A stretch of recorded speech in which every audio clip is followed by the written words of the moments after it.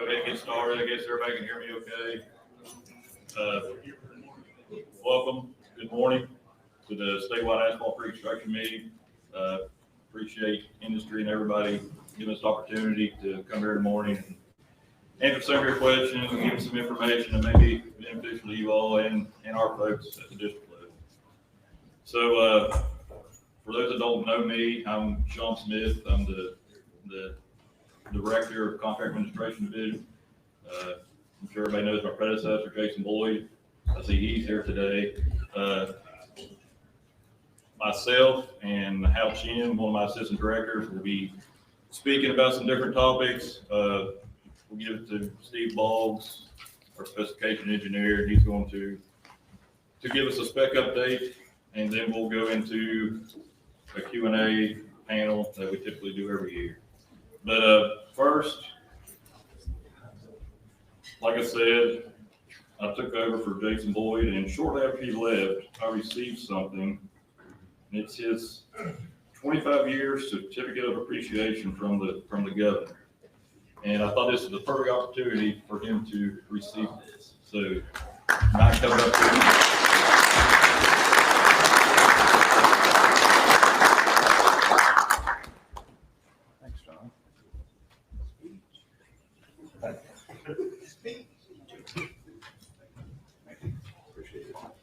good luck.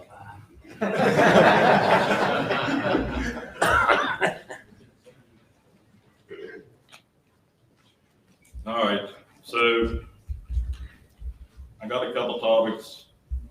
First off,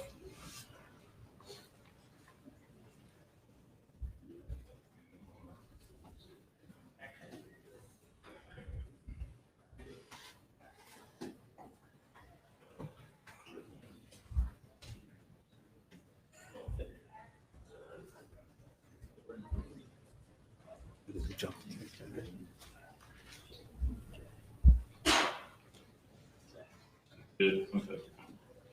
So first thing I like to talk about is the new contractor pre-qualification. As most of you know or should know, our new pre-qualification system went into effect beginning this year.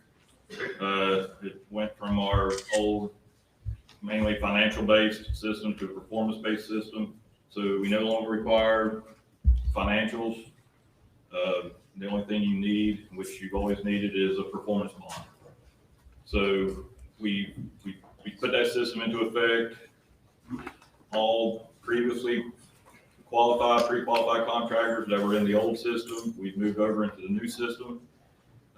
We did that at the end of the year, and before January 1st, we more or less had everybody moved over. And we started accepting applications from others because part of the system requires subcontractors to be pre-qualified now.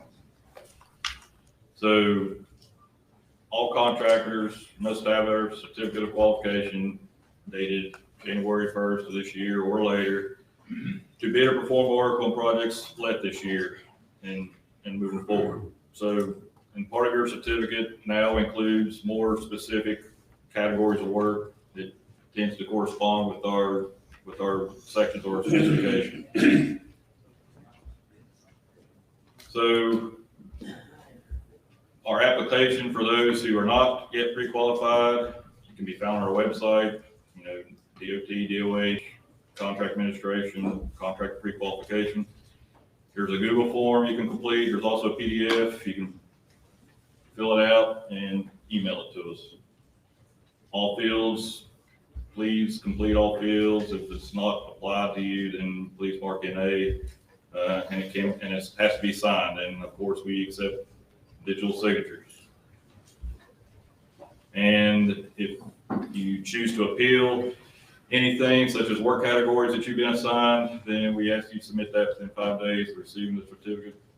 And that can also be emailed in. Must include a justification for your appeal. And that can be, your past work history, anything that furthers your case on why that should have been granted to you.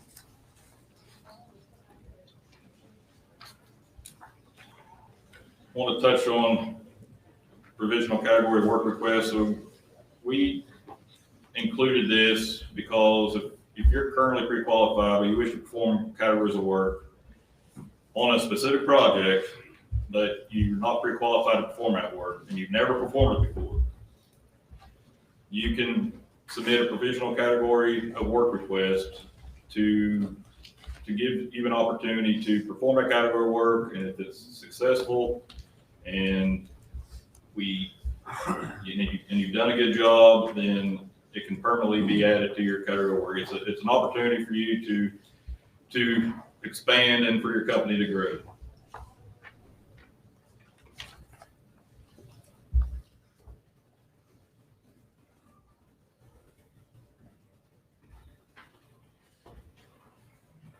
And this request is also available on our website. It can be completed via Google form, PDF. So most of our stuff can be found on our website, completed online. Here's an example of it. You can see you can mark the categories that you wish to perform, and then there's a second page for reason and justification. And appeal can also be made for this also. So we ask that you submit within 5 days. This must be emailed, include justification. Project specific special revision. So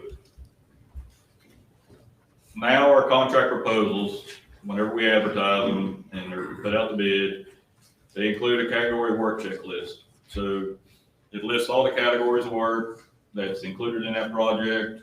Again, it matches our sections in our specification. If there's a special revision and they're to be included on that list, down in the bottom right-hand corner, and if there's an asterisk or a star beside that special revision item, then the contractor or the sub, if wishing to perform that work, must submit a request to perform at least 5 days prior to the letting. So here's the category work checklist that's included in the proposal. This is a sample. As you can see, there's some stuff checked. Those are the categories of work that's included in the project. Down in the bottom right-hand corner is where you'll see any project special revisions that will be included. So in this example, crack sealing and asphalt pavement, there's not currently a specification for it. There's only a special revision. So there's no work category that can be assigned. Anything like that will be shown here. So in this example, 403, crack sealing asphalt pavement, you will need to submit a special revision request to perform that work at least 5 days prior to the letting. And it's like a running theme. It's on the forms available on our website. Be completed Google form, PDF and emailed. So the folks who need to submit this is whoever wants to perform the work. So if the contractor is going to perform that work, the prime contractor needs to submit it. If the subcontractor is going to perform that work, then the sub has to request it. If the prime is not planning to do that work, they do not need to submit it. It's only the entity that is going to actually perform that special revision work. And of course, an appeal may be submitted 5 days for receiving disapproval.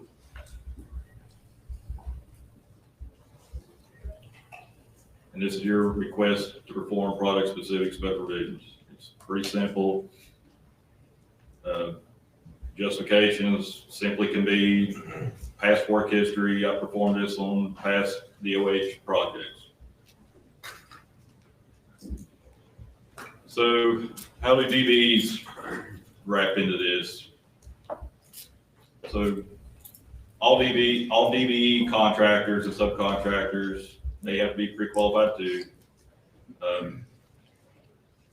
Their NAICS codes that they're given by Civil Rights Division for DBE certification needs to correspond to what they request through us, or we strongly suggest it does. So, if not, those categories of work wouldn't be able to count towards a DBE participation bill.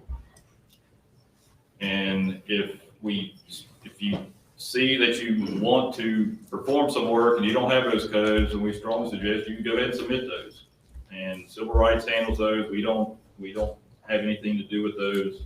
But they've worked with us in implementing this new process, and that's kind of been their suggestion is while you're at it and you think that you should be qualified to perform that work, go ahead and have that work added to your DB participation.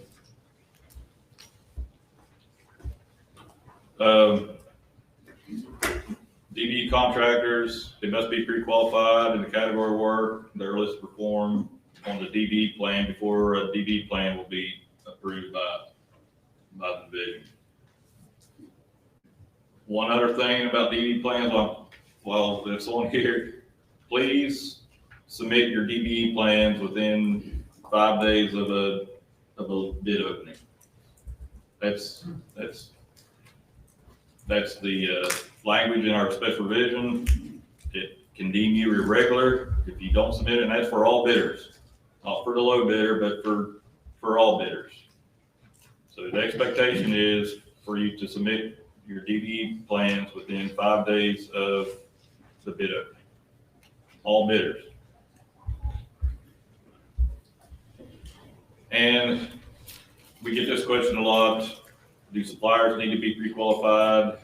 What counts as a subcontractor?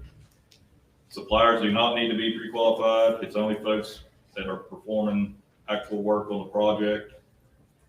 I guess a good rule of thumb is if your entity performs work that would normally be covered by Davis-Bacon prevailing wage on a federal project, then you would be classified as a contractor and need to be pre-qualified. If your folks would not be covered by that for the work that they perform, then you would not need to be pre-qualified as a subcontractor. So suppliers, no. Material haulers, professional services, all that stuff is typically handled by other entities or other divisions for approval. So only if you are performing work.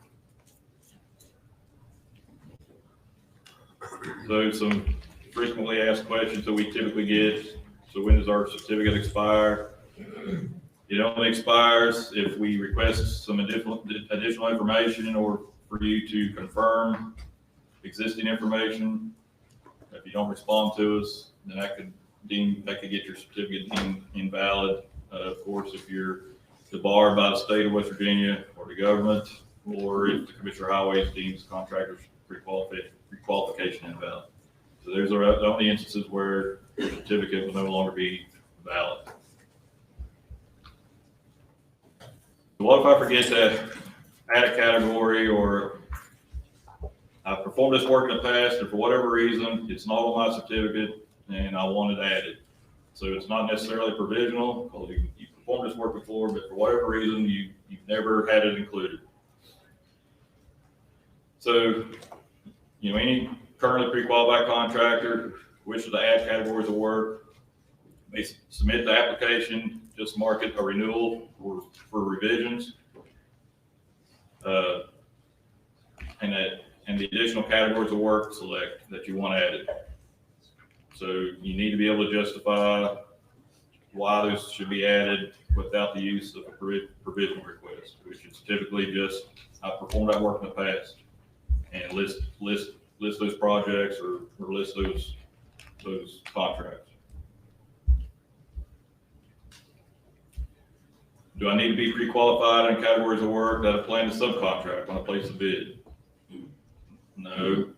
Contractors only need to be pre-qualified in the items of work that they intend to perform. So, for example, prime contractors must perform 30% of work on contract. That's nothing new. It's always been in our specification. So as long as the prime contractors perform 30% of the work, you're good to go. You don't need to be pre-qualified in anything that you intend to have a subcontractor perform.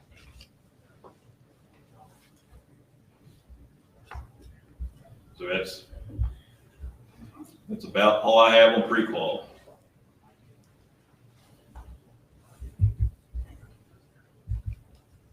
go on to something maybe less controversial. Let's talk about bid analysis. So, most of you are aware now, at the beginning of the year, we put out some bid alerts. For all bids received on a given project, each individual bid item is going to be compared with the engineer's estimate for that item and the average of all bidders for that item.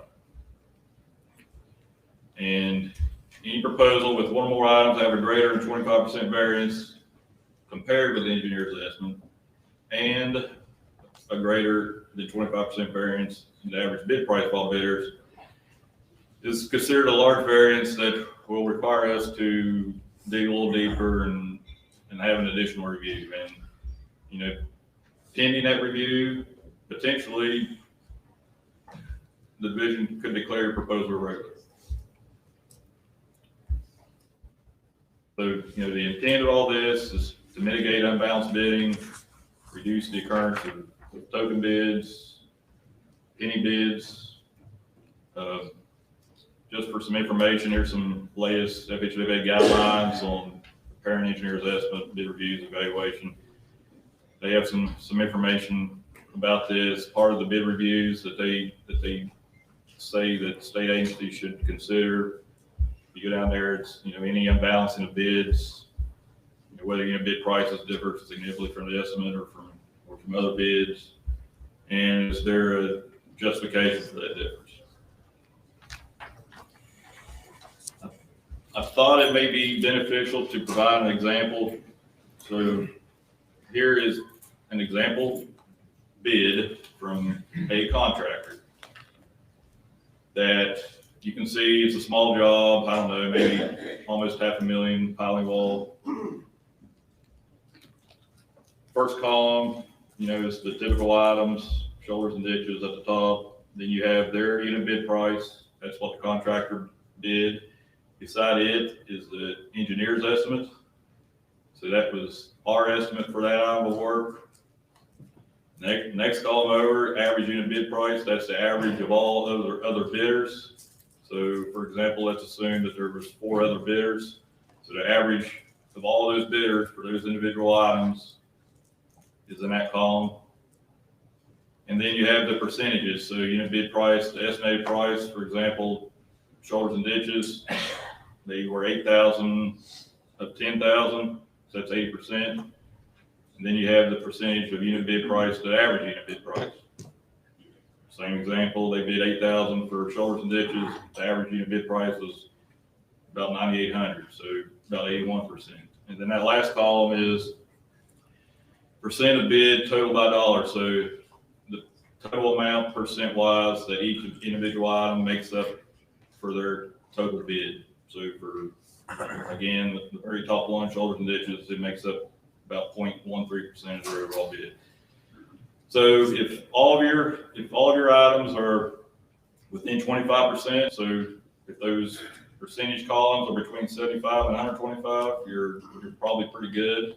That means at least one of those is within the engineer's estimate and within the average of all bidders. If both of those are out, it's considered a large variance, and those are listed at the bottom of the column. So items that are within is up top, items outside on the bottom. So those require additional review. So we'll take a further look at those.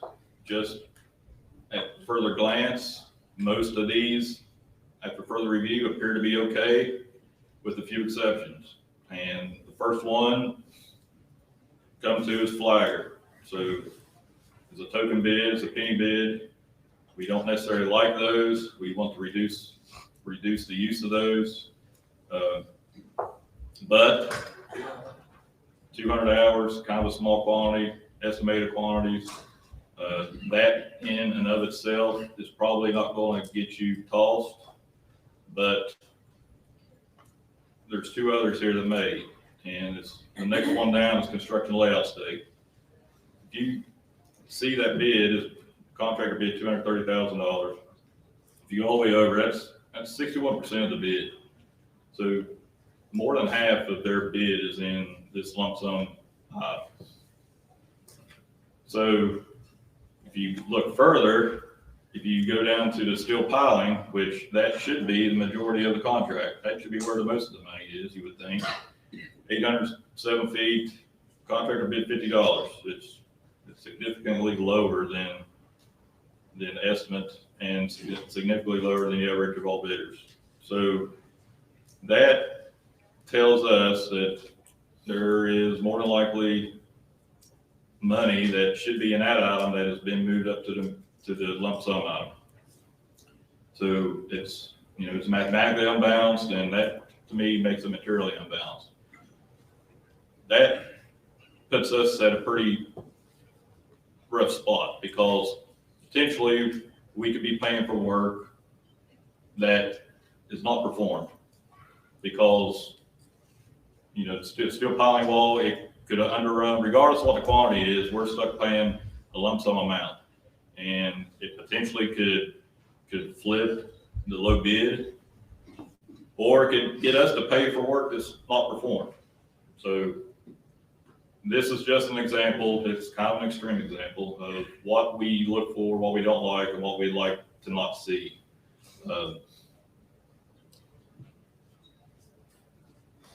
I don't have much else on this. I know it's a contentious issue.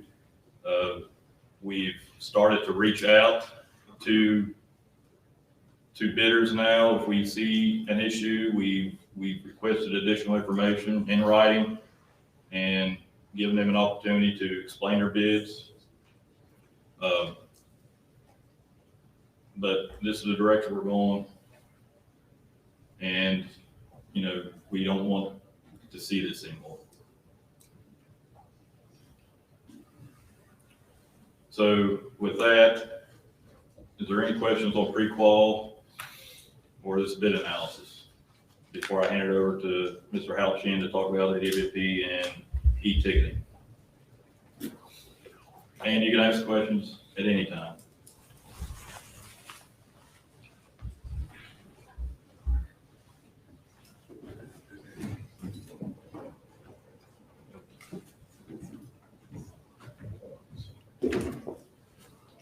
Hey, good morning, everyone. My name is Al Chen. I'm one of the assistant director at Contract Administration.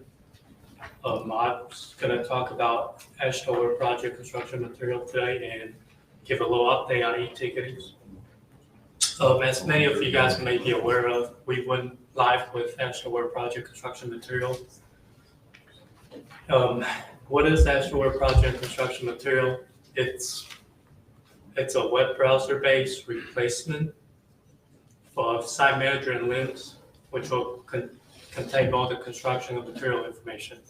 One of the main reasons we went to Azure construction and material is Site Manager has entered what they call legacy stage, which means the company behind Site Manager is providing little to no supports anymore. There are 10 DOTs in the country that also went live with Asphalt project construction material, and there are about 20 DOTs currently in implementation phase. So we're just in the middle of the pack. So implementation, any job that was led January of 2021, 2022 will be Asphalt project construction material. When we implemented the software, we wanted to minimize the interruption, so all the business process should remain the same, at least for the time being. Most of the current active contracts in Site Manager will be finalized in Site Manager, so there's no migration, so you don't have to worry about any disruption to the Site Manager project. One of the main questions we've been asked about is, how does contract and consultant get access to Asphalt project construction and material? It actually is no different than Site Manager. You can either access through Citrix with a browser, or you can request a VPN account. So how does it look? Well, it's a browser based, so it looks a lot more modern. So I'm going to share some screenshots. but it contains the exact same information. It's the same process as site manager. So here's an example of a contract record. So you can see the contract ID, district number, who the prime contractors are, and there's additional information on there that will give you dollar amount items. It's this exact same information that's contained in site manager. So what you guys are probably more curious about change orders. Change orders are also, once again, the same. We put the change order reasoning and the types all over and the change order approval level, and the process exactly the same. So the contract has signed off, and then it has to go through our internal review, internal approval process. Again, it looks different, but contains the same information. Another thing people have been asking about, how does estimate work? Estimate is, once again, similar to site manager. What you do is you enter all your data on the DWR, or daily work report, which will capture all the work items and quantities, and the unit bid price, which is associated with the contract. And once the estimate cutoff comes up, you enter your estimate cutoff, which is on the upper corner, and that will give you all the pay items for the time period. And you can see a total dollar amount and the current percentage, also the past amount.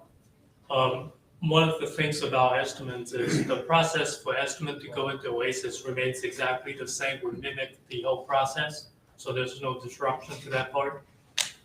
And the same report, same backup document goes into OASIS. And that's all I have about Asphalt project. And if there's no question, I'll move on to e-ticketing. I got a question, Hal. Yes. When do you think the change orders will go all digital and I have to sign the paper copy also? That was something we have to get okay from management and legal, but for now, we want to minimize the change to our business process, since we'll be running dual system for a while. That way people don't get confused. Hey, do I need to do this since it's a site manager contract, or do I need to do this? It's an AWB contract. I hope that answered your question. Anything else before I move on to e-ticketing? All right. E-ticketing, in our 2022 supplemental specification, it allows for e-ticketing as long as it contains the same information that's on the paper ticket.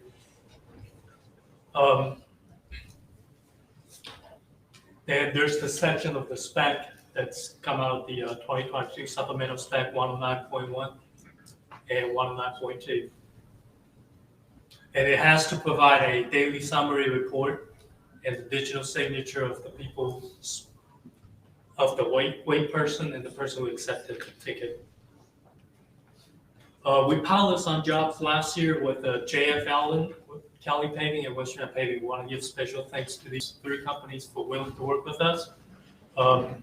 Most of the jobs were in District 1, 3, 6, and 7, and we appreciate the district people for trying it out. We have tried out on some mobile device. We have tried out some computers. We also actually tried out some offline modes at the end of last year. HopeUp even paid a visit on November 4th. To work with the offline mode when there's no cell phone coverage, it actually requires a paper ticket. Basically, the paper ticket will provide some ticket numbers, which will allow the data to be synced once you're back in service. So here's an example of two tickets from Kelly Paving and Western Paving. One of the problems we found is sometimes the data is there, but it's not mapped exactly the same. As you can see, what has the contract ID is a state project number, what has the contract ID is a contract ID. That's one of the things we'll have to work out. What else do we get with e-ticketing? We actually get the actual data, and here's a back end of what we're actually getting as a CSV file. And it contains a lot more information, so it's pretty neat. And with that, you can do a quick analysis, what items were replaced, quantity, dates. So what are our plans? We are currently participating in EDC 6 e-ticketing. We submitted our second progress report to Federal Highways. And our plan is to move into asphalt, ready-mix concrete, and aggregate. We're planning to do more pilot project this year. And hopefully we'll expand into ready-mix concrete and aggregate. And we're hoping to expand to more suppliers and producers, not just those 3 earlier. And we're hoping to find a solution that works for everyone, even the smaller suppliers. We know the smaller suppliers has their limited IT support. Also, we wanted to make sure it works for third-party contractors, subcontractors. We're planning to mandate e-ticketing in January 1st of next year. And we'll have to work out a lot of details before that. So, any questions? I think that's the end of my slide.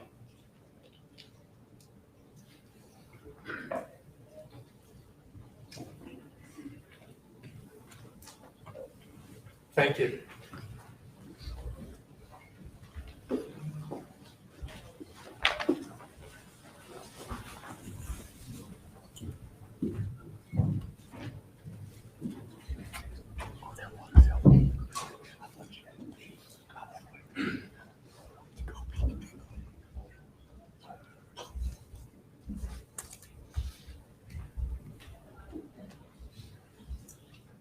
All right, good morning.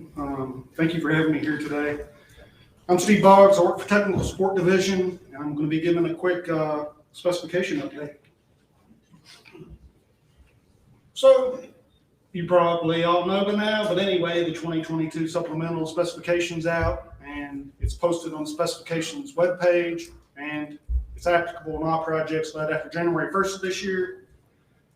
Comparing the size of it, I guess to the past books, there's about 50 additional pages.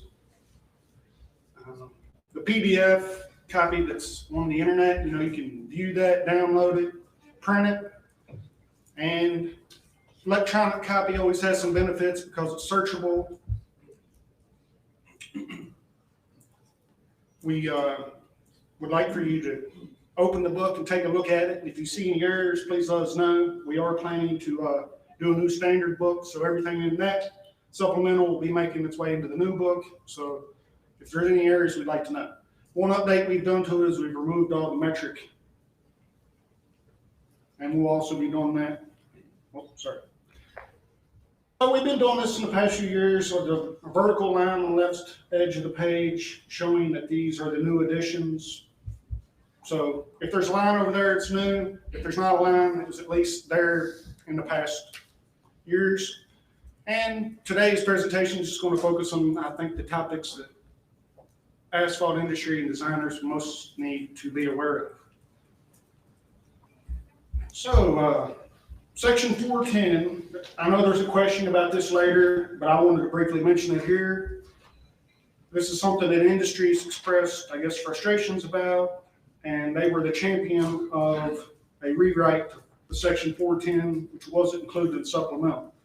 So our process is, after going through spec committee, we have to get FHWA approval of specifications, and our letter and packet is sent up chain of command for signature and to be passed on. And there were questions about it, specifically the 410. So it was omitted from the packet that was sent to FHWA, and ultimately is not included in the 2022 supplemental. That is back in spec committee, so you might want to keep your eyes on that. This is just kind of showing, I guess, how much things were approved last year. There was 57 spec changes and 43 project-specific special provisions. We also got some data here just comparing how that compares to years past. So the top is showing the approved items. In general, the trend looks like we're approving more specification changes and special provisions. And the bottom of that is showing, I guess, attendees. So, we've been meeting electronically or virtually for the past couple of years. So I guess the general trend we're seeing there is just there is more participation at the meetings with them being held that way.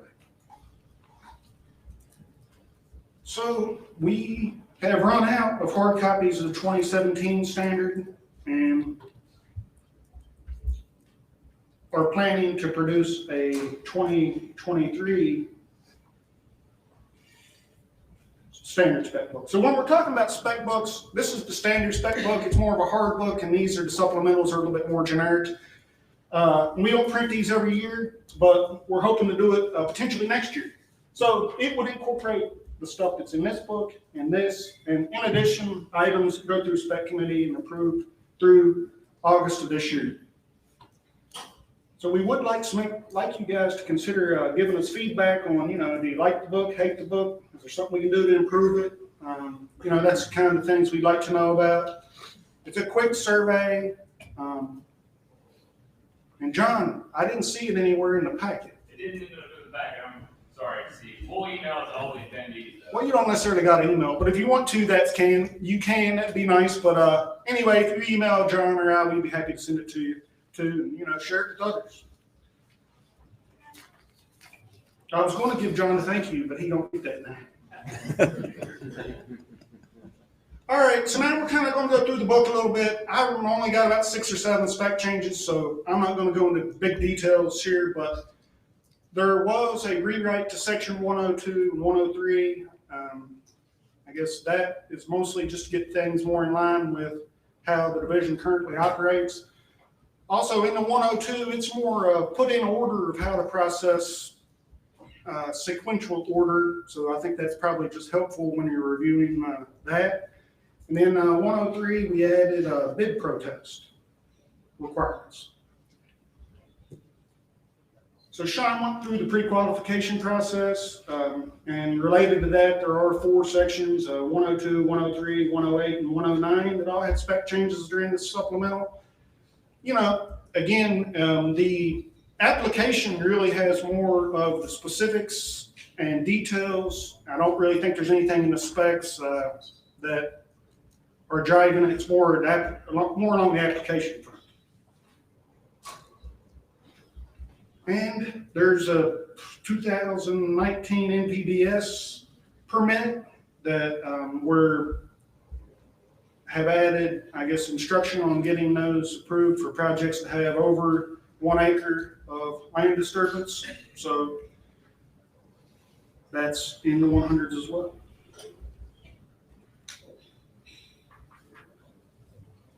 In section 307, crushed aggregate base course, we've revised the price adjustment for gradation, not within specifications. The one on the screen's red line copy, so you can kind of see what those changes are. But this should cut down on BMIRs. We also revised section 405 with chip seals. It's more in line with AASHTO, spec, and industry. The division is part of an NHRP project, and I think that maybe drove us more towards looking at the spec and the rewrite. One change to it is the aggregates. The ones that are shown here are more local to West Virginia. And also Pennsylvania and Ohio use these same aggregate size. So hopefully that'll get us better cost on projects without losing performance. So it wasn't just the 405 spec that's a part of that NHRP project. The 420 is as well, so it has a section update too. In section 636, there's 3 spec changes I was just wanting to highlight here today. First one is traffic control supervisor requirements. All projects should have somebody that's responsible for that on the projects, so that would be the traffic control supervisor. And in addition, there's a couple bullets here that if you meet those ADT criteria, or if it's noted in the plans, that person would also have to have ATSSA certification. I know you can't read this, but the big takeaway here is we've revised flagger and traffic director requirements. In the past, this subsection of spec book's been kind of lumped together. So what we've done is add information to the main subsection that applies to both of them, and then separate flagger so it has more specific information on the flagger's responsibilities, and then in addition, the traffic director. So as for the flagger, there is a requirement here that the flaggers must be trained and passed ATSSA training, so you may want to be aware of that.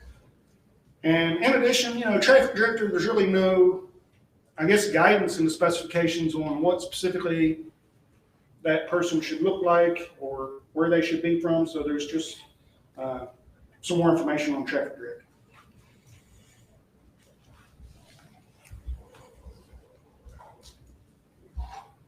Lastly, there's an update to the placement of portable signs. I think one of the, the bigger changes on this one is that you may need to temporarily relocate or relocate to shielded locations or off the shoulder if they aren't needed for an entire day or more than 4 hours of the night. All right, so look, I don't know if everybody knows about it or not, but we do have a new division. Since I work there, I want to tell you just a little bit about it. Technical Support Division. It reports to the Deputy State Highway Engineer Development, and the director there is Travis Sloan. Also, the organizational structure is kind of 5 departments: alternative project delivery or design build, geotechnical, which includes, drillers and the geotechnical engineers, NEPA compliance, that's the historic environmental section, and also permitting, publications, and survey and mapping.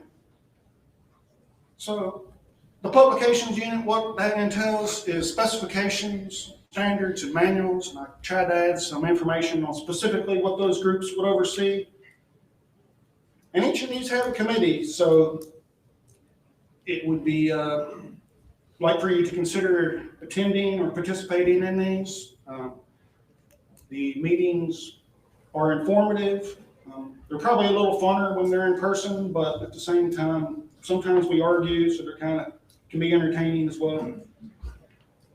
As I mentioned at the beginning, they're meeting electronically, so it's difficult potentially for you to attend the meetings. You can do it from your office or home if you're working remote.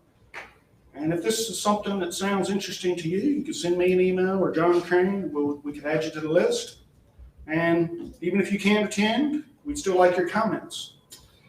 And at the end of the day, updates are only as good as the information received.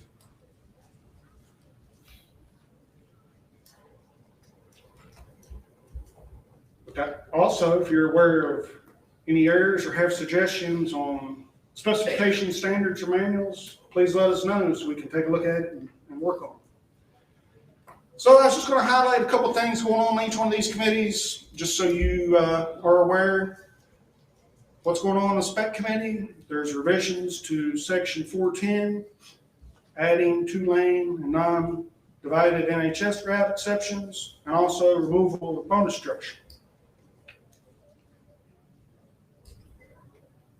The temporary traffic signal item, in the past, that's been paid per month, but includes the entire signal system. And we're looking to revise that to paying per month per mobile signal. So if this goes through, let's say there's 2 signals on the project, 1 on each end of the bridge, and we're doing it for 6 months, that quantity should be 12. Liquidated damages update. Since we're doing a new book, it's a good time to do that update, and that may be something else you want to take a look at. There's a lot of stuff going on through standards committee as well. That next meeting's in about 2 weeks.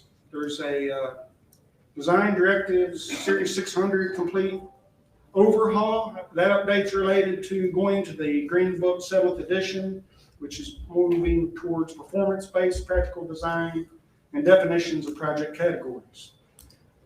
So this is a major change in geometric and cross-sectional policy, and it's going to affect several DDs. So these directives will also affect new construction, reconstruction, and projects on existing roads. So you may want to take a look at these.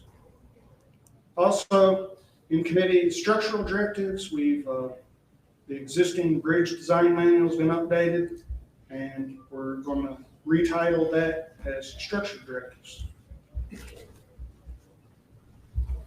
The new committee, we've met a couple of times. In November and January is the manuals committee.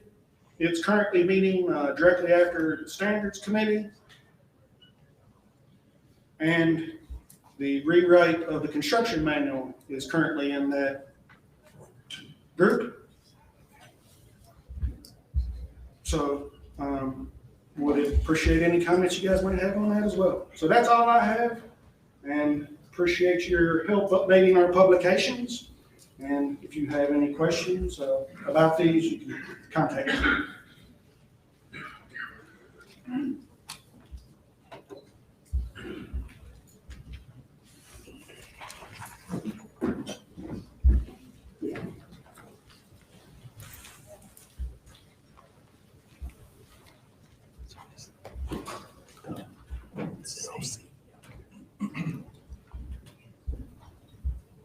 All right, so we'll get into the Q&A. If I get the panel up here. One thing I'd like to mention, if you didn't already know, is we have a new paving engineer, Eric Lowe, used to be construction engineer up in District 7. That's also he's in a new division. He's been a reshuffle. He's now part of operations division. So look for him to be more involved in the near future.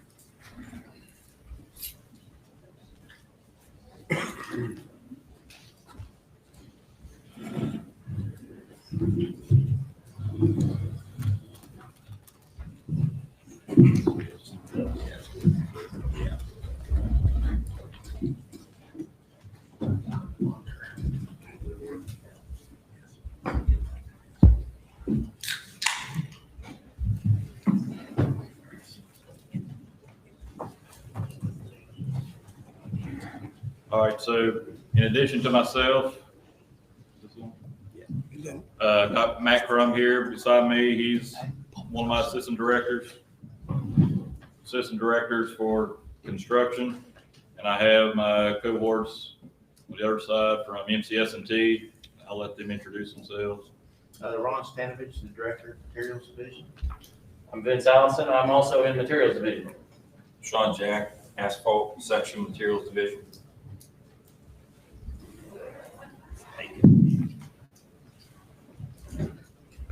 All right, so it's our typical discussion and question panel. So some of these questions were not directly answered by us. We had to reach out to other divisions.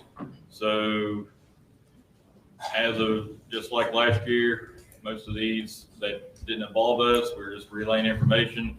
So don't shoot the messenger. So first question. Can you go over the changes to the pre-qualification program, in particular as it pertains to when subcontractors must be pre-qualified? Additionally, please discuss the difference between pre-qualification requirements as it relates to regular bid items and project-specific provisions. So I went over some of this previously, but subcontractors must be pre-qualified in the category of work they will be performing before a subcontractor request will be approved by the DOH. Regular bid items are the categories of work on the contractor pre-qualification application. Any bid item outside the categories of work included in the contractor pre-qualification application require a request to perform project-specific special provision items. Those requests to perform project-specific special provision items must be submitted at least 5 days prior to the letting, and they are required for whoever is performing the work. So, possible scenarios. So you got Project X, January 10th letting. It includes 403. So prime contractor one can justify performing 403 and submits the request on January 1st. The request is approved by the DOH on January 5th. So if prime contractor wins the contract, then prime contractor one can perform on project X. So another scenario, prime contractor two cannot perform 403 and wants to perform or wants to subcontract that item to subcontractor one. So you got two subcontractors, subcontractor one, subcontractor two submit the request to perform. On January 3rd, the requests are approved. If a prime contractor wins a contract, they can subcontract item 403 to either of those two subcontractors. And no prime or subcontractors submit a request to perform item 403 at least 5 days prior to the letting, then no prime or subcontractor is pre-qualified to perform that. So then we got a problem. And in that situation, we may be forced to declare all the proposals irregular because there's an item of work that nobody has been pre-qualified to perform.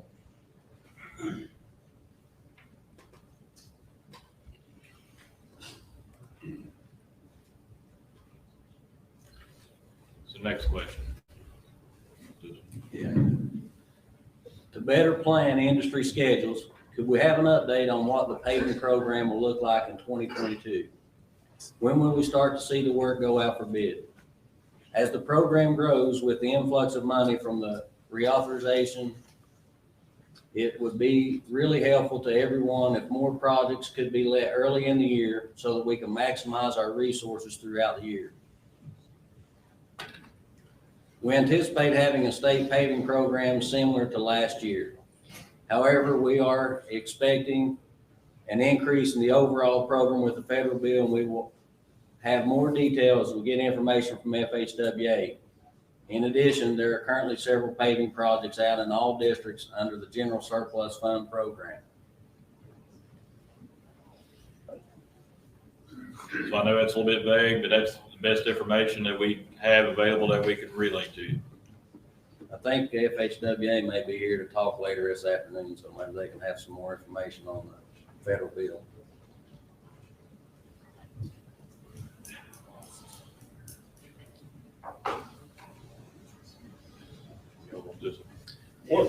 What is the status of the asphalt paving specifications for state forest paving?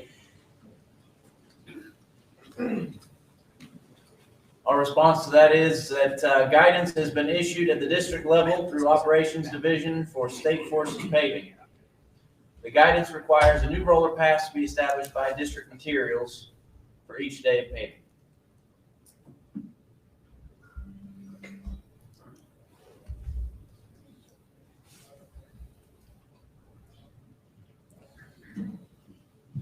So e-ticketing. So how did e-ticketing supplement perform? Did it meet DOH goals and expectations? Will the DOH move forward with long-term as the DOH decided to strictly utilize the hub, or are we keeping the system selection performance-based? So Hal touched on this already, but the e-ticketing supplement, it performed fine, but additional refinements will be needed before division can mandate e-ticketing, such as specifying the data fields, file format, and addressing cellular coverage. The supplement met the intent of the pilot projects. The division intends to move forward with this long term. We are still exploring a solution that will work for all contractors and suppliers. We've had conversations with other state DOTs, and we would welcome any suggestions from industry. So there's our e-ticketing update.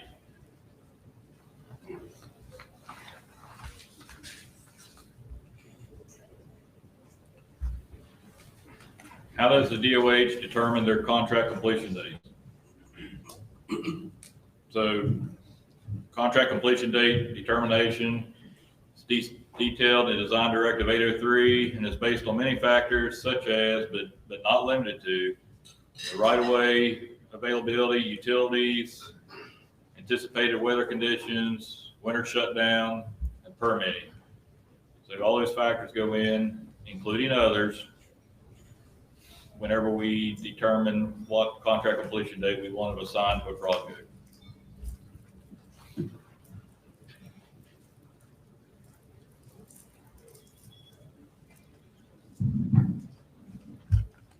how does the DOH determine when a contract is considered substantially complete?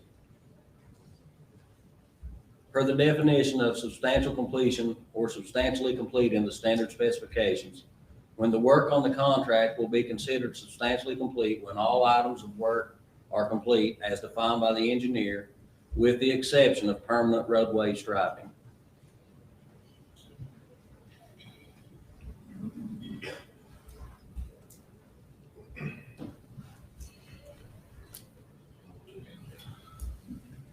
What is the best way for a bidder to determine what type of liquid asphalt is required on a project?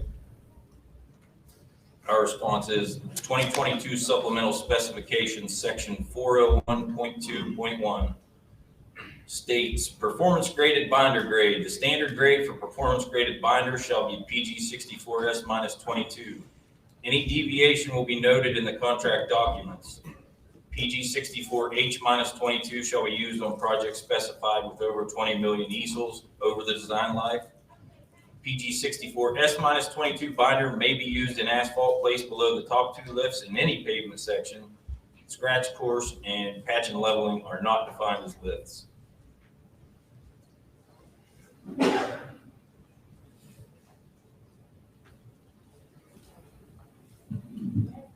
Are designers using average unit bid prices to arrive at their estimates for projects? If not, what, how are they calculating these? Will average unit bid prices be used to evaluate bids?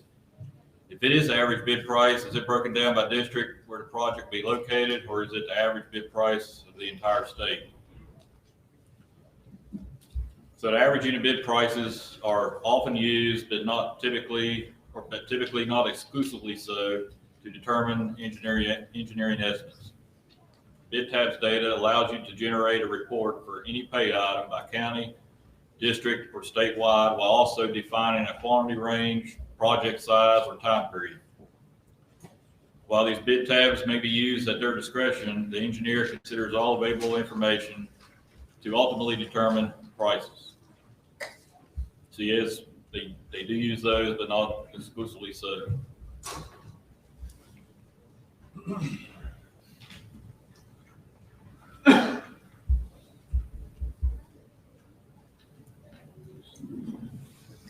Too much reading there.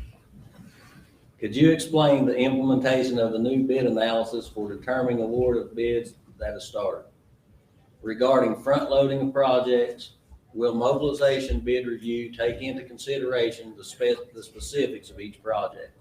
For instance, possible B&O taxes, municipal user fees, phasing of project, amount of equipment required for a project with small quantities but a lot of items.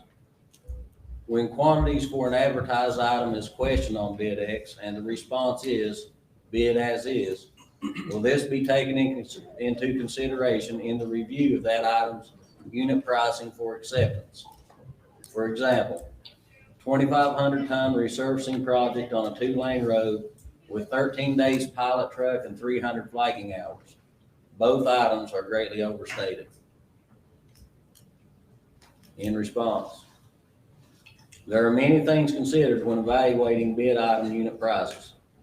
All potential factors will be taken into consideration when performing a review of any items with large variance unit prices when compared to the engineer's estimate and the average of all bidders. I think Sean talked more about that in his presentation as well. So yes, we want to take into account all circumstances when evaluating these bids. And like I said earlier, we've started to reach out if we have a question or want clarification from the bidders. And we've even reached out to the PMs to verify any quantities that we may have issues with or may have a question about. So.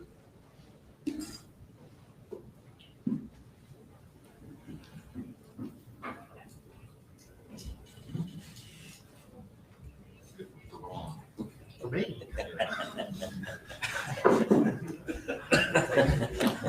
I attended the December West Virginia DOH specifications meeting where section 410 was approved by the committee.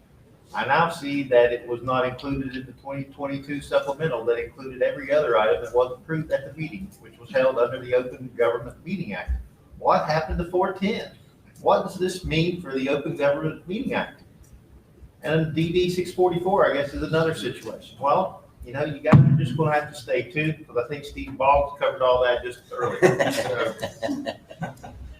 that's really outside my wheelhouse, and I do think Steve covered a good job of answering those questions.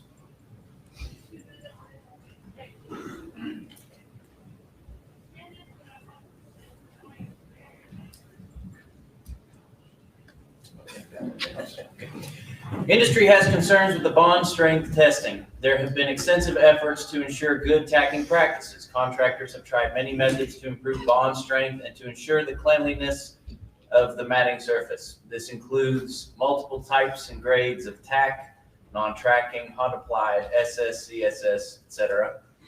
Increased shot rates, double tacking the road, and milling a new surface.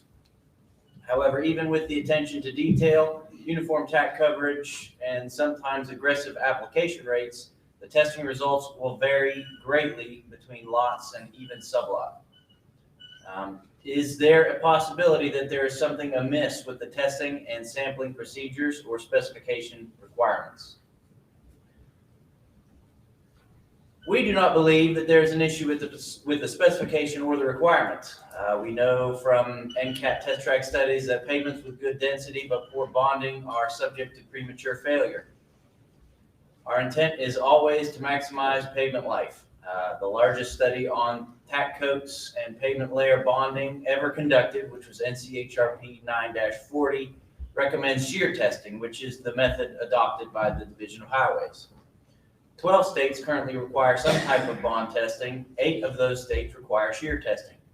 6 of the 8 states have a minimum shear requirement of 100 PSI, which is what our requirement is.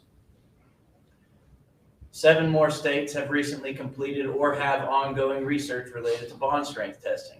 The contractor should not be liable for failures, however, that can be attributed to existing pavement deficiencies. The formation of a panel to review these disputes will be considered. We talked about that a little bit yesterday in the subcommittee meeting, and I think we're going to go more in the MP, the materials procedure direction on that instead of a panel. But we are going to somehow address or sort of clean up the wording of the existing materials procedure on bond strength.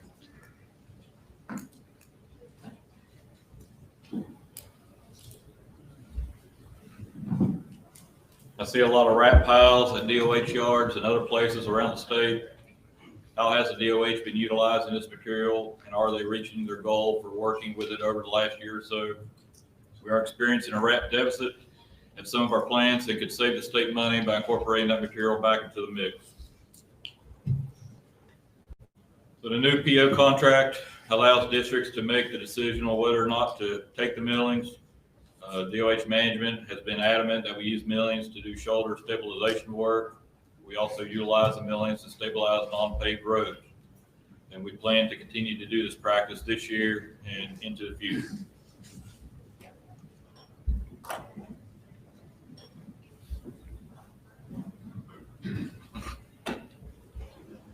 All right. We work in neighboring states, and they're not required to recertify technicians like we are required to do here in West Virginia every 3 years. If technicians are actively performing technician duties, why put a large burden of recertification on the industry and the department?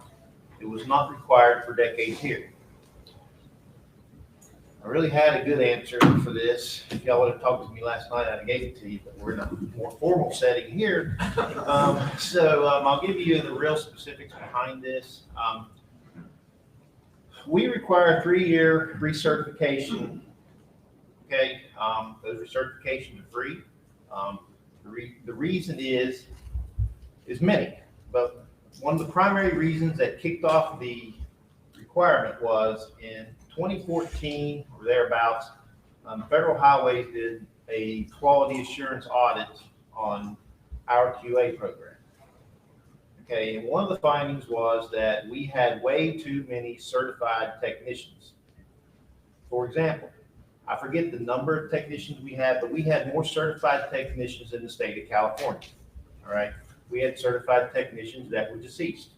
Okay, we just had too many, and a lot of people moved on to different jobs where they weren't even working out there. Okay, and so we sat down and negotiated and talked with Federal Highways, and it was agreed to that we would go on a 3-year recertification cycle. Now, I'm on the executive board of TC3, and a couple of my people are on various certification organizations around the country. And I can tell you, if other states aren't required recertification, they soon will. So that seems to be the national movement. So if you like not being recertified in other states, enjoy it while you can, because I can guarantee you that it's coming. All right. But that is why we do it. And if anybody wants to sit here and argue why it's not a good idea to recertify somebody, I'd be more than happy to have that argument. But I don't think it's that big of a deal, and it's not that heavy of a lift for people to do. And I think it's a good idea and a benefit for the state. But that is why we're at. That's how we got to where we are. Yes? Has it cut down on the number of certified technicians? Yes. For example, before the pandemic really started, we were facing a recertification cycle, and it was predicted we would have almost 15,000 people come through. All right. We sat down with Federal Highways, Dennis Borak and Matt Daly, and one of Dennis's comments was that, you know, Pennsylvania felt that they would have had the same problems, but they only, I think he said, they only experienced like 15% of the people that they expected to come through and be recertified. So yes, it has been a benefit for us. Basically, it's the people that are needing to be recertified are being recertified.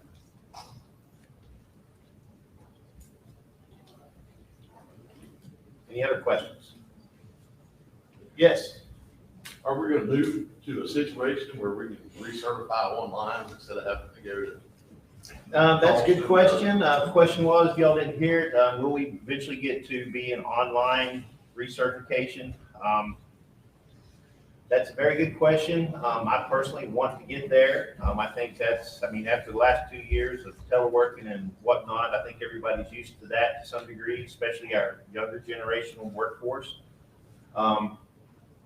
There's a couple issues with that. Is one, there's still a lot of people that aren't experienced with that type of technology or used to it. There's an issue with us doing practicals, stuff like that. But what I would like to do, and what I've asked Phil Brown to do, is to work on a trial program of doing some online classes for state forces to just see how it works. And if we pull that off, then we might just branch out and keep going. And hopefully by 2023, we might have something in place that we are doing a trial version for state forces.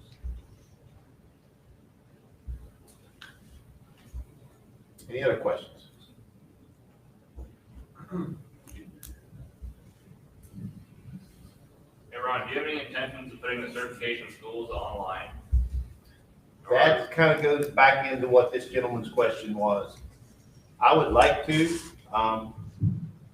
eventually get there. It's just a matter of how best to do it. A lot of it is, to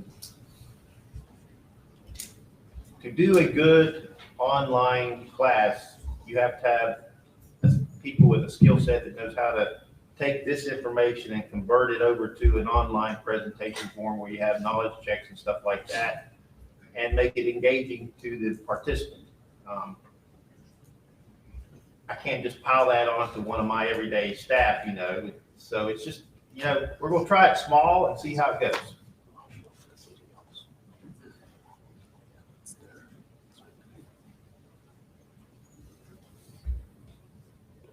Any others?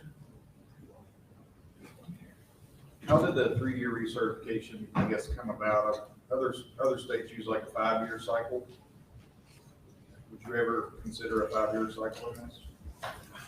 Again, the specifics of how 3 years came about, I don't exactly remember how 3 years came about as opposed to 5. But that was just something that was a number that we agreed to, and we came to an agreement on.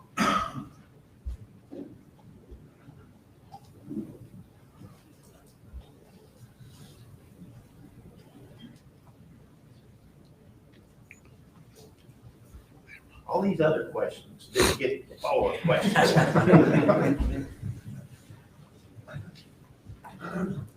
All right, change slide, hurry.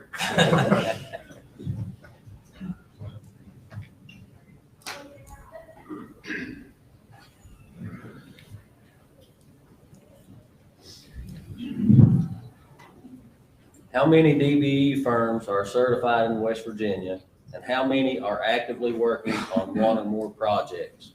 What is our goal this year? We have 125 DBE contractors, 127 DBE consultants, 34 working on one or more projects. The DBE goal for this year is 8.56%, pending FHWA revisions.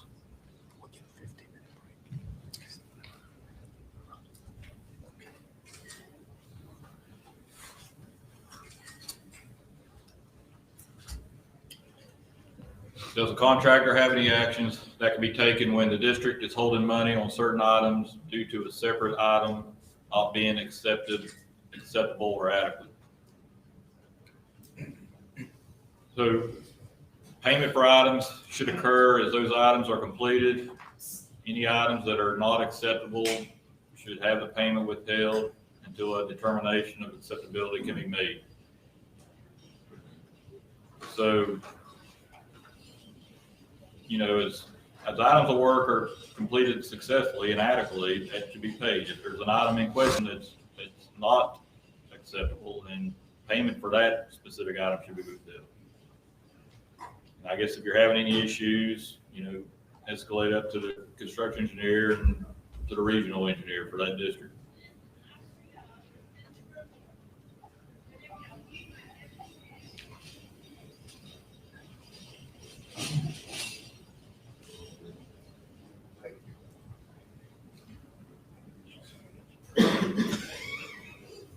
What is the formula to calculate deductions due to material issues?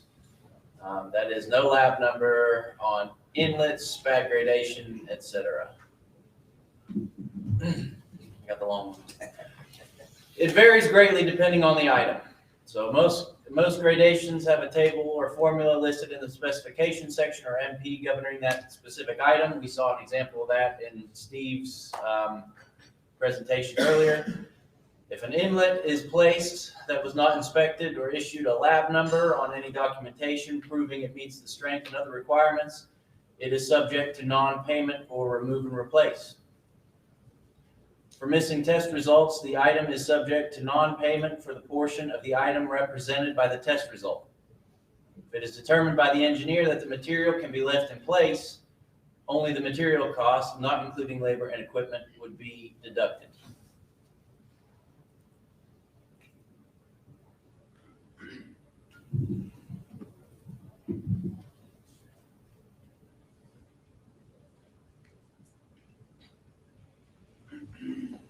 So why are some change orders taking several months to be approved? What are the average approval times for change orders? So the change order approval process, it can be extended for numerous reasons: the complexity, completeness, funding source. The average change order takes approximately 5 weeks to approve. That's from creation to final approval. That's based off our 2021 data. That included 1,245 change orders. That's many change orders we processed last year. Takes an average 3 weeks to generate and determine funding source, if applicable, to review and revise. And then 2 weeks for contractor surety approval and final management approval.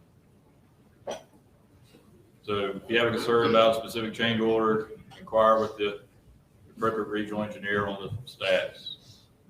So these are the average timeframes that it took to process a change order last year. And of course, that can vary based on the complexity and other issues, and how long it takes for the contractor and surety to return it to us.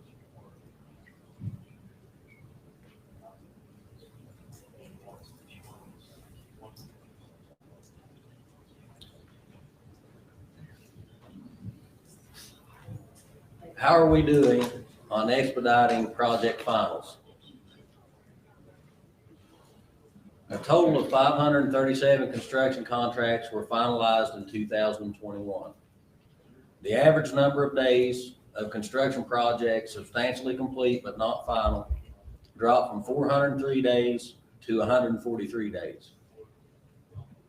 All districts' average number of days of projects substantially complete but not final are now below 180 days. So that was all 10 districts. So we're doing good, and hopefully we'll stay that way.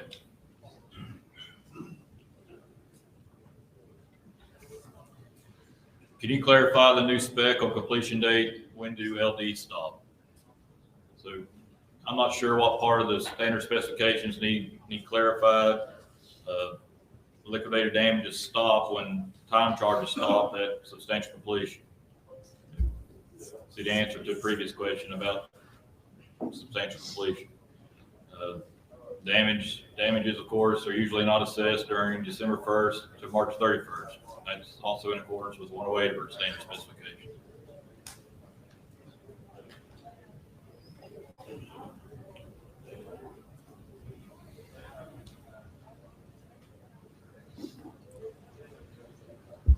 On some regular resurfacing projects, there are 3 to 5 inspectors, consultants on the job. Why does there need to be that many on a small project? Following up, some project inspectors run out of their 40 hours for the week and must leave the project. This makes it difficult getting all the paperwork turned in unless we are back on the same project the next day. Why is there a difference in amount of inspection on regular resurfacing projects? So, without knowing the circumstances of specific projects, I mean, it can't be determined why a project would appear to be overstaffed.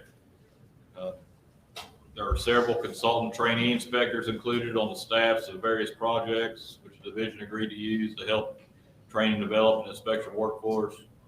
Each district has a different person in charge that is tasked with staffing the project, so sufficient personnel are available to adequately inspect and document the work. The districts have been instructed to manage their overtime, but the intent has always been to ensure all critical construction activities are covered.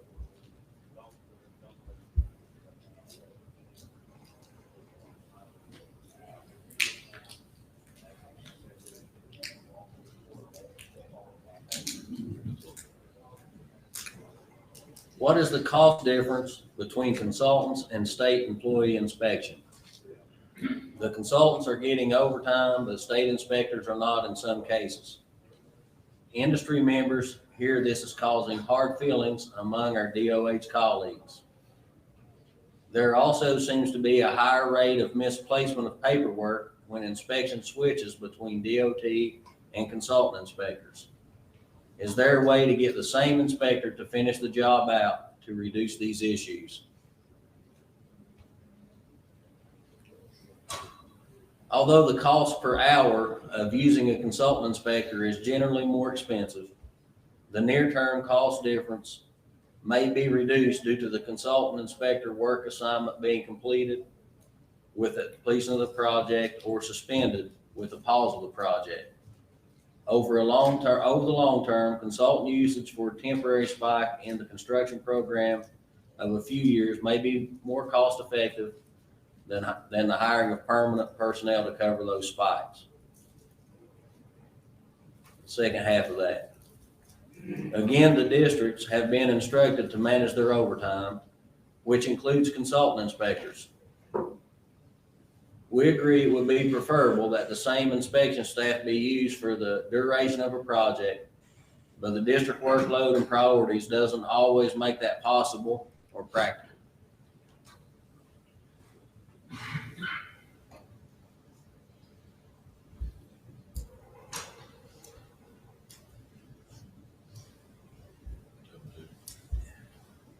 Do consultants charge the state by the man hour, or is it a bid job like contractors get paid? The payment method for consultant construction inspection is typically a specific rate of pay. So on most consultant projects, it's generally we pay them for the hours that they work. But the division has more recently pursued negotiating lump sum amounts to provide construction inspection services on some select contracts.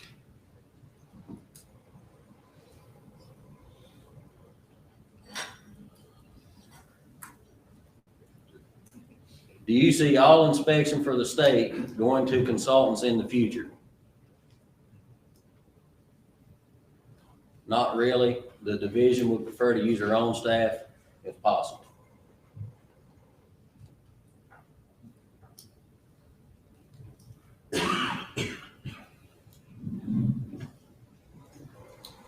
Why has the amount of decision-making in the field declined over the years? It seems that more and more decisions on a project must be phoned into the district. There are times that it's a small issue and the phone caller misinterprets the situation, which then causes a bigger issue on the project. Why are the inspectors not making decisions related to small issues? Well, the project engineers, supervisors, and the project inspectors are representatives of the division and of the district construction engineer on the project. They're responsible for verifying contractor performance and contractor compliance with applicable specifications and contract documents. That being said, the districts are responsible for administering the projects and would know best, based off their first-hand knowledge of their construction staff, what issues, big or small, the project personnel should be requesting guidance on. Now, there may also have been some communication breakdowns, which exacerbated some issues. Problems persist, which are delaying or negatively impacting projects. Have conversations with the respective district construction engineer and or the regional engineer.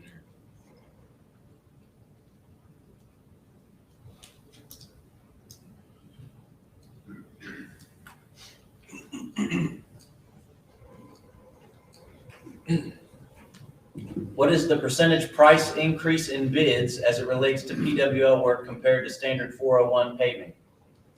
Is this increased price a good investment for the state? Are we getting better life expectancy from the PWL jobs? So based on a quick analysis of the data we've got, we looked at our costs per lane mile, just because, 401 paving is paid by the ton, and then PWL is by the square yard.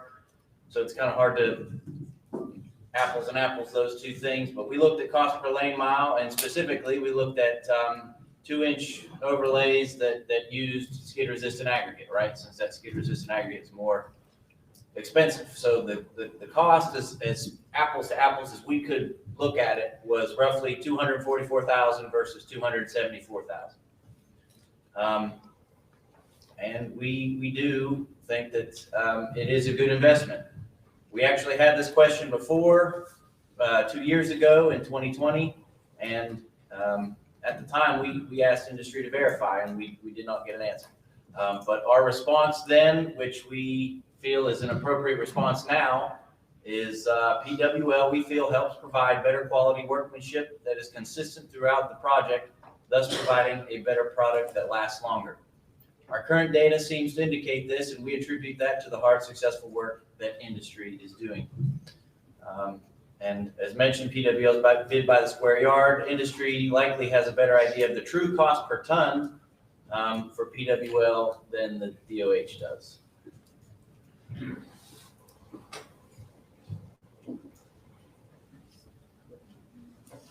Oh, follow up. If this is true, then the cost of PWL jobs are actually cheaper. What's the philosophy for removing the ton structure?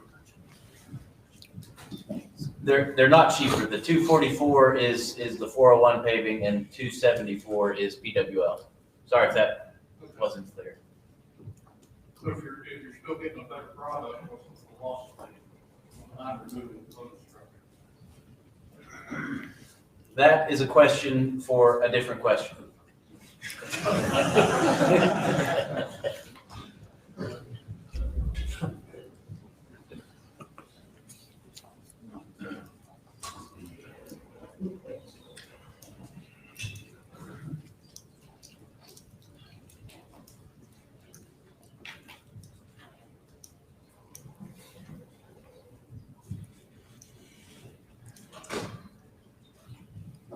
Moving on. Does the DOH believe that hundreds of core holes made over the years will become a future problem? And our response, if properly filled, we have no record of core holes becoming issues. However, the project-wide quality we get from PWL paving outweighs the risk of potential core hole failures. We're looking at making sure the MP covers proper procedures for filling the holes and compacting the material.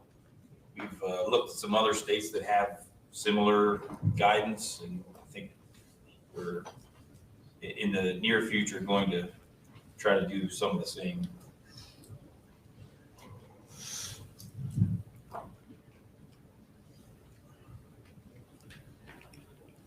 How does the DOH view rubberizing old concrete pavements? What are the pros and cons to the DOH? Does the DOH believe this to be the best bang for the buck?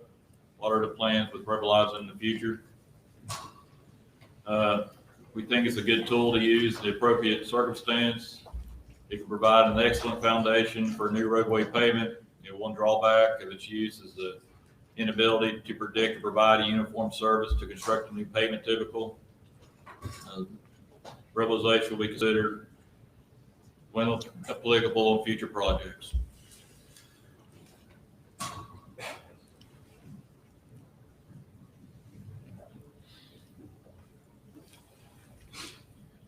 Does the DOH like contractors paving 28 feet wide? How about paving in echelon?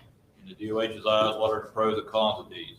On future major reconstruction projects, what are the DOH's thoughts on combining traffic to one side of the highway whilst closing the other side, allowing the contractor to complete a whole side at once? Yes, we do like contractors paving 28 feet wide or even wider if possible. We also take no exception to echelon paving and would encourage its use when applicable. If we have reconstruction projects in rural areas on bifurcated highways, we'd like to see traffic placed on one side to allow the placement of pavement full width. New construction would also allow the placement of pavement full width and should be encouraged.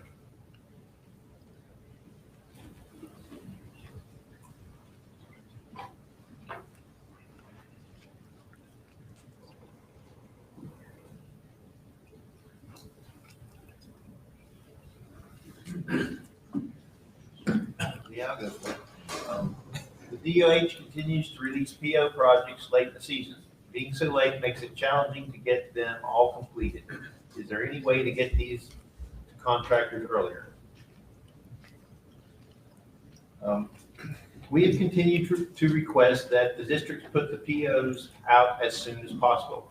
Due to our fiscal year changing in July, in the middle of paving season, we only feel comfortable releasing POs within that given fiscal year.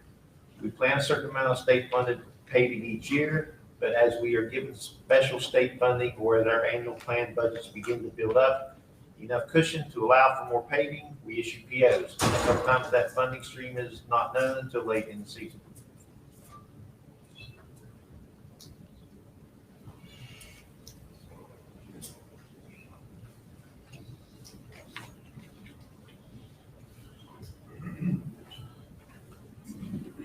Jobs are being awarded, then industry is told we can't start them because maintenance has work to do prior to the project being able to start. This is sometimes happening the day before the work begins. The contractors be notified before they put signs up and are mobilized to the job that they can't start the job. Should this information be in the project documents so the contractor knows about it ahead of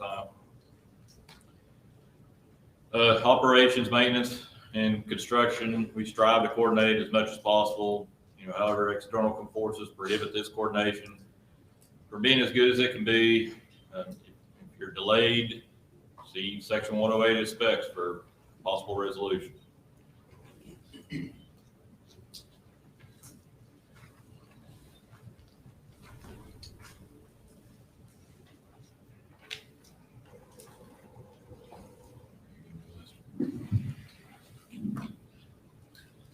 The 2021 supplemental specifications, section 636.6.2 indicate for projects led on or prior to December 31st, 2022, TMAs and TTMAs not listed on the impact attenuators match APL but listed on the impact attenuators, NCHRP APL, and manufactured on or prior to December 31st, 2019 may be utilized.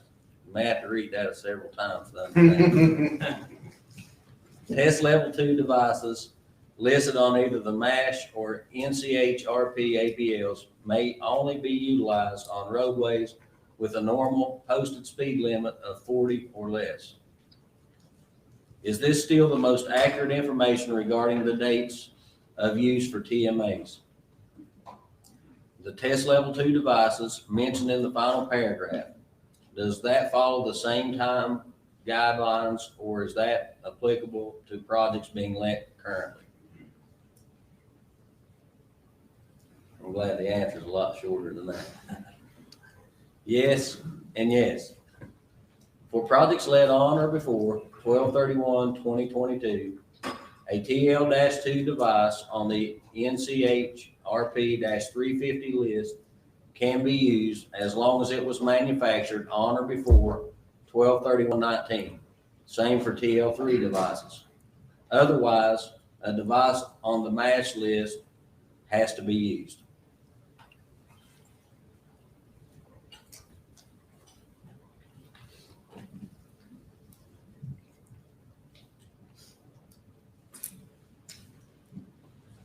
So that's the end of our questions.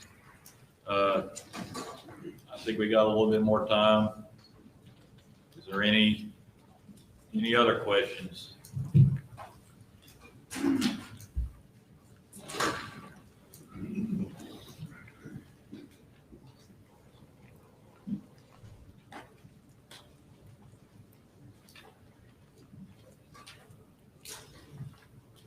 I think they're tired of our answers. Oh, Rick. Hey, Sean, Yes, in sir. regards to applying for project-specific items of work, if the project is deferred, I understand we have to reapply. Why is that necessary to fill the same project? Mainly for us to help track it, and also potentially those requirements could be modified. So, I mean, it could be the reason it was deferred was that item or that special provision could be, the requirements could have changed. But mainly it's to keep our processes in line to make sure, just like the old days or last year of workloads, we requested, workload submittals every project, even if it was deferred. To follow up on that a little bit. Yep. If we see an item that's going to be reoccurring in a special project specific, how do we approach Steve or whatever to get that combined into the standard specs instead of? That's a good question. I agree with you. So, Mr. Boggs, do you have any input on that? What would be the best way to? I couldn't hear. Okay, so the question was for project-specific special provisions that are used on a routine basis, why is it still a special provision, and how do we go about making it a permanent part of our specification? Okay, that's a good question. I mean, the DOH doesn't really have a protocol on the process to move from the special provision to the specification. But occurrence is a major factor on that. Again, I don't know specifically what the item is you're referring to, but ultimately, I think it comes back, you gotta have a champion of it. So if we got some MCS&T folks up there, maybe you can run it by them, and we can discuss it some internally.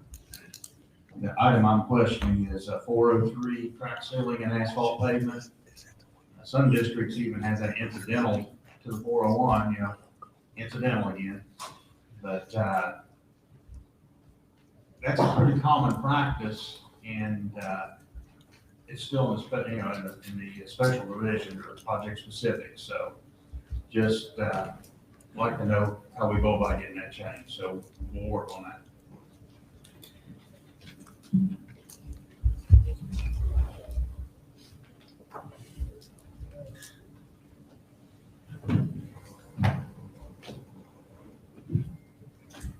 To kind of follow up on Rick's question and that particular item, I just asked Vince, why is that a special provision? But as I quickly thought, I think part of the reason that's a special provision, and going back to my days as a spec engineer, there was probably just very little spec language in our main specifications about that, and at some point in time, we wanted to kind of nail down those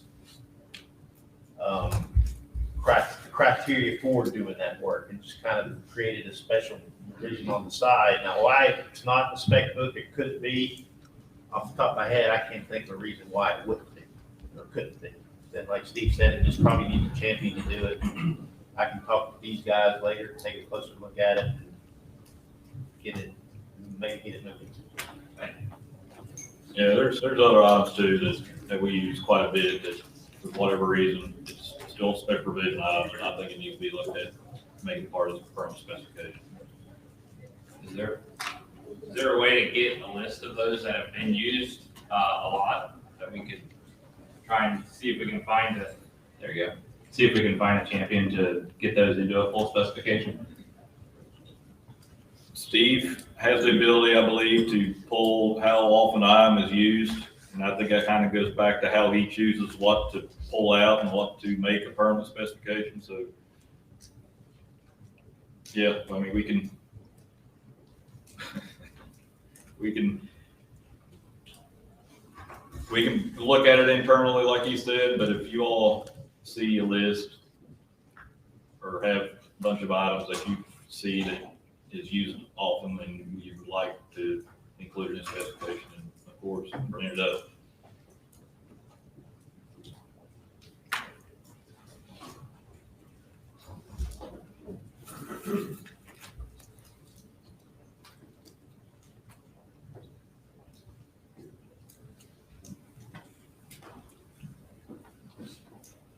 All right, if there's nothing else, I appreciate everybody's time, and have a good conference. Thanks.